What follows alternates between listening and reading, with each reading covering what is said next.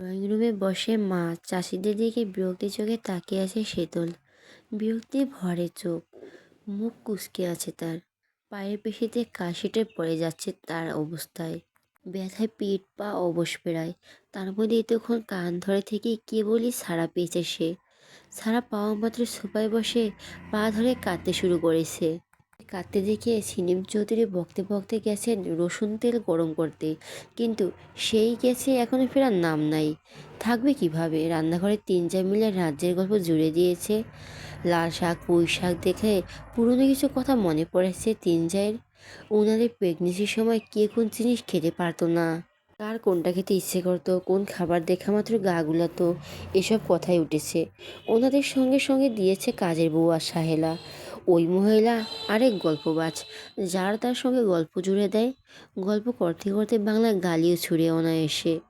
ওনার এই বদ স্বভাবের কারণে সায়নের কাছে ধমক খেয়েছে বেশ কয়েকবার।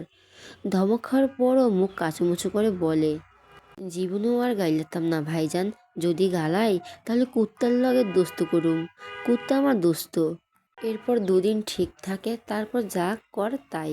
শুদ্ধকে দেখে ভয় পায় বিদায় সে বাড়িতে এলে কম কথা বলে, দূরে দূরে থাকে। শুদ্ধ গেলে যেন হাঁপ ছেড়ে বাঁচে। একবার তো বড় মাকে বলেই ফেলছিল, মা জানেন আপনার ছোট পোলা এরম খসখসকে মেজাজের কেন? হেই প্যাডে থাকতে কি খুরসা পাতার রস খাইছিলেন? সেদিনই তার কথা শুনে বড় মা বিস্মিত নজরে তাকিয়েছিলেন। আসলে কি জবাব দিবেন বুঝতে উঠতে পারছিলেন না বেচারি। এই দিকে রান্নাঘরে গল্প আরও জমে উঠেছে। অট্টহাসির শব্দ শোনা যাচ্ছে। শীতল ফোপাতে ফোপাতে খোঁড়াতে খোঁড়াতে ধীরে ধীরে সিঁড়ি বেয়ে নিজের রুমে গেল। বিছানায় শুয়ে বালিশে পেটে মুখ গুজে কাঁদতে লাগলো। সকাল সকাল মুড খারাপ করে দিয়েছে এই পাজি শুদ্ধ। সব জায়গায় শুদ্ধ পুরুষগিরি না করলেই চলে না তার। ইস, চালাকার দিয়ে কত জোরে মারলো। এভাবে কেউ কাউকে মারে? পুলিশও চোরকে এভাবে পেটায় না বোধ হয়। আর কেউ কিছু বলবে না, বারণও করলো না, শুধু পানিশমেন্ট দেওয়া দেখলো। এখানে প্রমাণ হয় বাড়ির কেউ ভালোবাসে না তাকে। কেউ না। যখন কেউ ভালোই বাসে না এই মুহূর্তে মরে গেলেই ভালো হতো। তখন সবাই বুঝতো এ তো মারকাটের কি খুব দরকার ছিল। কি এমন মস্ত বড় পাপ করেছে? শুধু টিকটকই করেছে। অসংখ্য মানুষ টিকটক করে, প্রেম করে, তারা কি মানুষ না? মোদ্দা কথা, প্রেম আর টিকটক এক জিনিস হলো নাকি? মোটেও না। শয়তানের যখন নাড়ে মানুষ তখন প্রেম পড়ে। প্রেম করতে ডগম করে উতলে প্রেমের খাদে। সেই খাদে একে একে হাবুডুবু খায়। তখনই যখন হুঁশ আসে তখন বোঝে প্রেম কী জিনিস। আর মনের খুশিতে যখন করে টিকটক, নিচে গিয়ে বিনোদন দেয় নিজেকে এবং নিজের মর্জিকে। তাই তার ভাষ্যমতো প্রেমের জায়গায় প্রেম, টিকটকের জায়গায় টিকটক। মূলত একথা ভেবে প্রেম আর টিকটক করার সিদ্ধান্ত নিয়েছে, যাতে প্রেমের ছ্যাঁকা খাওয়া মাত্র টিকটক করে মনের দুঃখ কমাতে পারে। তাছাড়া কষ্টের গানগুলো নাকি ছ্যাঁকা না খেলে ঠিকঠাক মতো অভিনয় করা যায় না, করলেও খামতে থেকে যায়। এই তো তাদের পাশের বাড়ির ডিভোর্সি মেয়ে রুনিয়া আবু টিকটক করে তার লগধগ গতর নিয়ে ঝাঁকানাকা গানে কোমর দুলিয়ে দুলিয়ে নাচে। কখনো বা প্রাক্তন স্বামীর কথা ভেবে ভিডিও অন করে খুব কাঁদে। এ তো স্বামীকে স্মরণ করা হয়, টিকটক করা হয়। আবার তাদের ক্লাসের মেকআপ সুন্দরী মিলি টিকটক করে, পড়াশোনায় পুরোই ডাব্বা। কলেজে ব্যাগ বই বাদে মেকআপ সামগ্রী নিয়ে ধরে, পথে ঘাটে সুযোগ পেলেই টিকটক করতে শুরু করে। এসব করে সমান তালে টাকা কামাচ্ছে। আইফোন কিনতে নাকি বিদেশে যাবে। দেশে আসা আইফোন প্রায় নকল হয়, তাই সরাসরি বিদেশে গিয়ে চোখে দেখে পরখ করে আইফোন কিনবে। কি সৌভাগ্য তার! নিজের টাকায় শখের জিনিস কেনার মতো সুখ পৃথিবীতে আছে নাকি? না, নেই তো। এই সুখ অনিন্দ, নিষ্কলুষ বাস্তব সত্য হলো, টাকা থাকলে সবাই উড়ে উড়ে ভালোবাসতে আসে, আদর করে, কিছু হলে বলার আগে কিলকিল করে যত্ন করে আসে। আর যার টাকা নেই তার সম্মানের কদর একদম শূন্যের কোঠায়। গুরুতর কিছু হলেও গুরুত্ব মিলে না, যত্ন মিলবে না। এ বাড়িতে জলজান্ত উদাহরণ হিসেবে তার কথাখানে ধরা যাক। তার টাকা নেই, ছোটোখাটো ইনকামের সোর্সও নেই, এই জন্য কেউ দেখতে পারে না, ভালোবাসে না। মাসে মাসে মোটা টাকা কামানোর ঘাওড়া শুদ্ধই সবার চোখের মনি, কয়লার খনি। ওর সামান্য জ্বর এলে সবাই তাকে আদরে আদরে গদো গদো করে মাথায় তুলে রাখে, অথচ তার বেলায় যেন লবডঙ্গা। অন্যদের কী বা বলবে। নিজের আপন মায়ের কোনো পাত্তা নেই, গুরুত্ব নেই, থাক লাগবে না, কারো পাত্তা লাগে না। পায়ের ব্যথাতে মরে ভূত হয়ে এখানেই পড়ে থাকুক, আর সবাই শুদ্ধ পুরুষকে নিয়ে ভালো থাকুক। এমন মন গড়া অভিযোগ করতে করতে শীতল এক পর্যায়ে ঘুমিয়ে গেল। তবে তার অজানাই রয়ে গেল, সে ঘুমানোর পর তার মা, বড় মা এসে পায়ের ব্যথা কমানোর স্প্রে করেছে, ঠিকঠাক শুয়ে গায়ে চাদর টেনে দিয়েছে। পাগল মেয়েটা কত শত অভিযোগ করলো, অথচ এটাও অজ্ঞাত রইল। তার মা পায়ের কালশিটে দেখে ছলো ছলো চোখে তাকিয়ে আলতো করে হাত বুলিয়েছেন ছেনুমাখা স্পর্শে। কপালে আদর রেখে অশ্রু ভেজা চোখ মুছে দিয়েছেন মমতাখানা আঁচলে। আর বড় মা ওর পায়ের অবস্থা দেখে শুদ্ধকে আরেক দফা ঝেড়েছে। সময় তখন দুপুর 1:48। এ সময় চৌধুরী নিবাসের কর্তারা বাসাতে থাকেন না বললেই চলে। অফিস থেকে বাসায় ফিরে লাঞ্চ সারা সম্ভব হয়ে ওঠে না, ব্যস্ততা থাকে, কখনো মিটিং থাকে, হিসাব নিকাশের ব্যাপার থাকে। মোকাদ্দ কথা সময়ের সঙ্গে পরে ওঠা মুশকিল হয়ে দাঁড়ায়। কিন্তু শারাফত ও শাওন চৌধুরীর ছোট ভাই শাহাদাত চৌধুরী ছুটিতে এলে 3 ভাই একসঙ্গে খেতে বসে। তখন যত ব্যস্ততায় থাকুক, 3 বেলা একসঙ্গে এক টেবিলে খেতে ঠিকই সময় বের করে নেন। তখন ভাইয়ের থেকে কাজকে গুরুত্ব মনে হয় না, কারণ শাহজাদ চৌধুরী বাড়ির বাইরে থাকেন, দিনের পর দিন মাসের পর মাস একা একা খান, পরিবারকে কাছে পান না, সময় দিতে পারেন না। ওনার নিশ্চয় পরিবারের সবার সঙ্গে সময় কাটাতে খুব ইচ্ছে করে, গল্পের পর্সা খুলে খাওয়ার পর্ব সারতে ইচ্ছে করে। তাছাড়া এক টেবিলে খেতে বসলে কত কথা হয়, কত মজা হয়, রাগ অভিমান দুষ্টুমি খুনসুটি সবই হয়। আর এগুলো বন্ধুকে আরও দৃঢ় করে, সম্পর্ক মজবুত করে। ছোট ভাইয়ের দিকটা মাথায় রেখে শারাফত চৌধুরীর আদেশে যে কটা দিন উনি বাড়িতে থাকেন, সবাই খাওয়ার সময় ঠিক সময় পৌঁছে যায়। নিয়ম অনুযায়ী আজও সবাই একে একে খাওয়ার টেবিলে এসে হাজির, অথচ সবার মধ্যে শীতল অনুপস্থিত। তার কথা জিজ্ঞাসা করার সকলের মুখ চাওয়াচাওয়ি করলো, কেউ জানে না তার কথা। সকালের পর তাকে নিচে দেখা যায়নি, রুম থেকেও বের হয়নি, এমনকি সকালেও খায়নি। এ কথা শুনে শারাফাত চৌধুরী নিজে গেলেন অভিমানী মেয়েটার রাগ ভাঙাতে। উনি না গেলে তাকে কেউ আনতে পারবে না, একথা কারো অজানা নয়। বাবাকে যেতে দেখে শুদ্ধ বিরক্ত হয়ে তাকালো। এ তো আহ্লাদে আরও ফাজিল হয়েছে সে। শাসন শাশুনি একটা মেরেছে কি না, তাতে না খেয়ে কেঁদে টেতে ঢঙের পাশা খুলে বসেছে। বাবা গেল, এরপর যদি না আসে তাহলে আরেক দফা মার হবে তার। চেলাকাঠা দিয়ে দিয়েছে এবার, হাতে যথেষ্টই। থাপড়ে মারের দাঁত যদি না নুড়িয়েছে, তার নামও শোয়েবার চৌধুরী শুদ্ধ নয়। এদিকে ক্ষুধা ছুটে সেতুলের স্বাদের ঘুম ভেঙে গেছে অনেক আগে, কিন্তু মনে জেদ পুষে উঠছে না, খেতেও যাচ্ছে না, খালি এপাশ ওপাশ করে সময় কাটাচ্ছে। ফোনটাও তো নেই যে স্বর্ণ আপুকে ফোন করে বলবে চুপে চুপে কোনো খাবার দিয়ে যেতে। তার রাগের আবার আরেক জ্বালা, মানুষের রাগ উঠলে নাকি ক্ষুধা মনটা হারিয়ে যায়, ইচ্ছে করে দুনিয়া শুদ্ধ খেয়ে ফেলবে। এ কথা কোনো কথা? এমন হলে রাগ দেখাবে কি করে? আর রাগ না দেখালে বোঝাবে কিভাবে সেও বড় হয়েছে, তাকে যখন তখন মারা যাবে না, বকাও যাবে না। কিন্তু কেউ খেতে ডাকছে না কেন? কিছুক্ষণ আগে বাবা, মেজো চাচ্চু, বড় মা, কাপড় ডেকেছিল, সে রাগ করে যায়নি। অভিমানের পারদ আকাশচুম্বী কি না? যাবেও না, খাবেও না ভেবে দরজা আটকে ঘাপটি মেরে বসেছিল।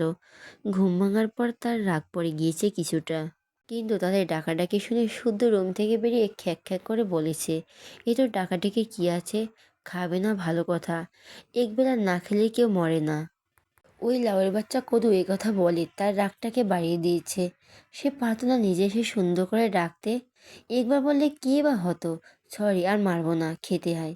কিন্তু সে উল্টো তেড়া কথা বলে, রাগ চড়িয়ে দিয়েছে, মেজাজের উপর কেরোসিন ঢেলে আগুন জ্বালিয়ে দিয়েছে। তখন থেকে তার মেজো মাস চাঙ্গে উঠে আসে। আপাতত বিচ্ছিরি মেজাজ ঠান্ডা করতে শাওয়ার নিতে এলো সে। শুদ্ধিকে বকা চলমান রেখে ভেজা চুল মুছতে মুছতে কে যেন নক করলো রুমের দরজা।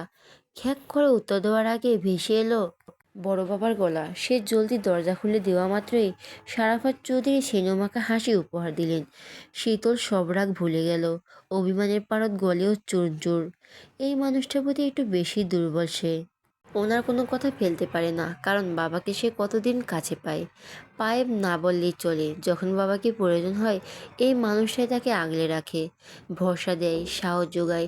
এমনকি পৃথিবীতে আসার পরপর সে সবার প্রথমে কোলে চড়েছে এই মানুষটার। ওর বাবা তখন কোনো একটা মিশনে গিয়েছিল। এমনিতেই সে জানে উনি সবার থেকে তাকে একটু বেশি ভালোবাসেন, কারণ শীতল নাকি মায়ের পেট থেকে আধামরা হয়েছিল। অনেক দিন হসপিটালে থেকে সুস্থ হয়েছিল, দেখতে তো আদুরে হয়েছিল। খুব সহজে তার উপর সবার মায়া পড়ে গিয়েছিল। একটু বড় হয়ে বাবার আঙুল না পেয়ে বড় বাবার আঙুলটাকে আঁকড়ে ধরে সে। বাড়ির অন্যান্য ছেলেমেয়েরা ওনার রাগী রাগী মুখ দেখে ভয় পেত, খুব একটা কাছে ঘেঁষত না। এখনও তাই, অথচ সব কিছুতে সে তুলে ওনাকেই চাই। এখনও তাই। রুমের দরজায় বড় বাবাকে দেখে কিছু বলতে হলো না, সে বিনা বাক্যে নিচে নেমে এলো, চেয়ার টেনে খেতে বসলো। আজ দুপুরে স্পেশাল আইটেমের সর্ষে ইলিশ, অন্যান্য পদও আছে। অ্যালার্জিজনিত সমস্যার কারণে শুদ্ধ ইলিশ খায় না, তাই শুধু তার জন্য সীতারার হাতের স্পেশাল ডিম ভুনা। শীতলও জানে ডিম ভুনা শুদ্ধের জন্য, তবু সে ভাত নিয়ে ডিমটাই পাতে নিলে তুলে নিল, কেউ যেন ফেরত দেওয়ার কথা বলতে না পারে। তাই ডিমটাই আগে মুখে পুরে দিল। বলা বহুল্য, সে এভাবে মনের রাগ মেটালো। মেয়ের ছেলে মানুষে দেখে শিমিন দাঁতের দাঁত চেপে বলো, এ কি তুই শুদ্ধ ডিম খেয়ে নিলি? কেন? ডিমের গায়ে কারো নাম ধাম লেখা দেখলাম না তো। আমি কি জানতাম এটা কার ডিম? মুরগি ভেবেই তো খেলাম। একথা বলে সে সরাসরি শুদ্ধর দিক তাকালো, তারপর জিজ্ঞেস করলো, শুদ্ধ ভাই এটা আপনার ডিম? শুদ্ধ একেবারে নিশ্চুপ, বড়রা শুনেও না শোনার ভান করে খেতে ব্যস্ত। তবে স্বর্ণ আর শখ একে অপরের মুখ চাওয়াচাওয়ি করলো। মার খেয়েও দুষ্টুমি কবে না এই পাঁচ মেয়ের। এখনও যদি শুদ্ধ ভাই উঠে টাস করে থাপ্পড় দেয় তখন কি হবে? দুটো মার খেয়ে তো সকাল থেকে বিছানাগত হয়ে পড়েছিল, আরেক চোট খেলে দুই চোখে সর্ষে ফুল দেখবে। তাছাড়া কেউ যদি বারবার যে সে নিজের পায়ে কুড়াল মারতে চায় তাহলে কী বা করার? অথচ শীতলের কথা শুনে সারাপাত চৌধুরী মুখ টিপে হাসছেন, তবে সেই হাসিটা ঠোঁটের কোণে অদৃশ্য রয়ে গেল। কথায় বলে হাতির গায়ে শক্তি বেশি হলে পিঁপড়েও কম যায় না, সেও মরার আগ পর্যন্ত তার দাঁত বসিয়ে কামড় ধরে থাকে। বিপক্ষ দলকে বোঝায় হেরে যাওয়া, পাত্র সে নয়, সহজে হার মানে ভিতর। শুদ্ধ নিজের মতো খেতে ব্যস্ত, অল্প অল্প ভাত মুখে দিয়ে সুন্দর করে খাচ্ছে সে। শীতলকে কাণ্ড দেখো নির্বাক, এমনকি তার কথা জবাব দেওয়ারও প্রয়োজন মনে করল না সে। কারণ পাগলারা তো কত কিছু বলে, সব কথা কি আর ধরতে আছে? বুদবুদি থাকলে বলতে না নিশ্চয়ই। অথচ শীতলের মনে সুখের ডিমটার খেয়ে সর্ষে ইলিশ দিয়ে তৃপ্তি সহকারে খাচ্ছে, মাঝে মাঝে আর চোখে শুদ্ধ দিকে তাকিয়ে মিটিমিটি হাসছে। মুখে ভাতের লোকমা তুলে মনে মনে চিৎকার করে বলো, এই শুদ্ধ ভাইয়ের খাওয়ানে তো স্বাদ কে? বড় জায়ের ইশারায় চিনি মেয়েকে আর কিছু বলো না, বরং গজ গজ করে তাড়াতাড়ি ডিম ভেজে শুদ্ধর প্লেটে তুলে দিল। এখন নিশতি রাত, ধীরে ধীরে ঘড়ি কাঁটা এগোচ্ছে তিনের ঘরে। গাঢ় আধারে ডুবে আছে ধরাধাম।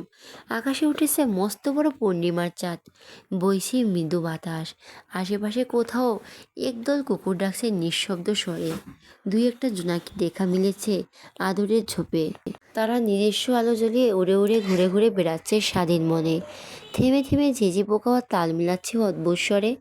ঠিক সেই মুহূর্তে বাসা থেকে বেরিয়ে এলো শখ আর স্বর্ণ। হাঁটছে ধীর গতিতে, ভয়ে এদিক ওদিক তাকাচ্ছে সতর্ক দৃষ্টিতে। তাদের থেকে মাত্র কয়েক হাত দূরে অন্ধকারে দাঁড়িয়ে আছে একটি পুরুষ অবয়। দারোয়ান কাকাকে দেখা যাচ্ছে না, বেঘরে ঘুমাচ্ছে বোধ হয়।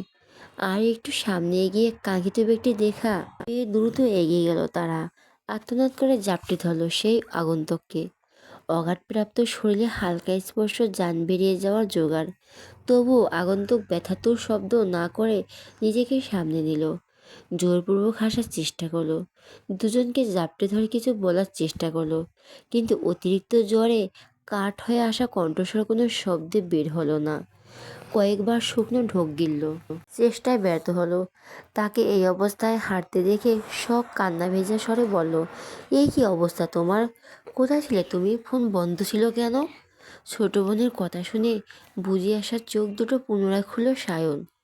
আশেপাশে তাকালো, তারপর ধীরে ধীরে বলল, এ ধর বোন, মাথা ঘুরছে, হাঁটতে পারছি না, মনে হচ্ছে এক্ষুনি পড়ে যাব। ভাইয়ের কথা শোনা মাত্রই স্বর্ণ আর শখ দ্রুত তাকে ধরলো। তাদের চোখে পানি দেখে সায়ন কাঁদতে বারণ করলো। ফিসফিস করে জানালো সে ঠিক আছে এবং বাড়ির কেউ জানার আগে তাকে এক্ষুনি রুমে নিয়ে যেতে। ভাইয়ের অবস্থা দেখে কেউ কথা বাড়ালো না। ধীরে ধীরে দোতলা নিয়ে যেতেই সামনে পা বাড়ালো। চৌধুরী নিবাসের দোতলার রুমগুলো বিশাল ছোট সদস্যের দখলের। বড়রা থাকে নিচতলায়, দোতলার শাওনের পাশে শুদ্ধর রুম, শুদ্ধর পাশটা শখের রুম। শখ স্বর্ণ একই রুমে থাকে। এরা দুজন ঘুমায়ও একসাথে, কিন্তু শীতলকে নেয় না, কারণ শীতলের ঘুমানোর ভঙ্গিমা ভালো না। এ ঘুমের ঘরে পাশে দুজনকে বুকের উপর পা তুলে দেয়।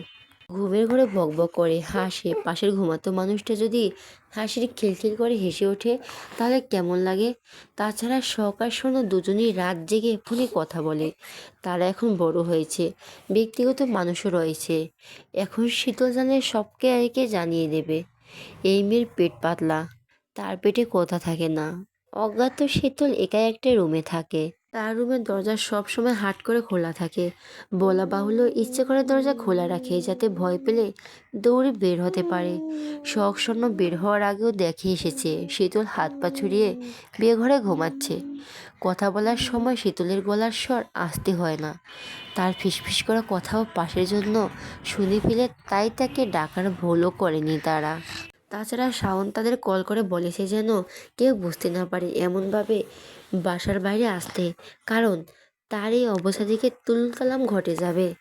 যা হবে সকলের দেখা যাবে। এই মুহূর্তে তার বিশ্রামের দরকার, শরীর ছেড়ে দিচ্ছে। অসহ্য ব্যথায় অসহ্য ব্যথায় চোখ বুজে আসছে। তাছাড়া এবারই সে প্রথম তা নয়। এভাবে প্রায় দিনই মধ্যরাতে বসায় ফিরে এসে সে, আর তাকে চুপি চুপি বাসায় ঢুকতে সাহায্য করে তারই ছোট বোন।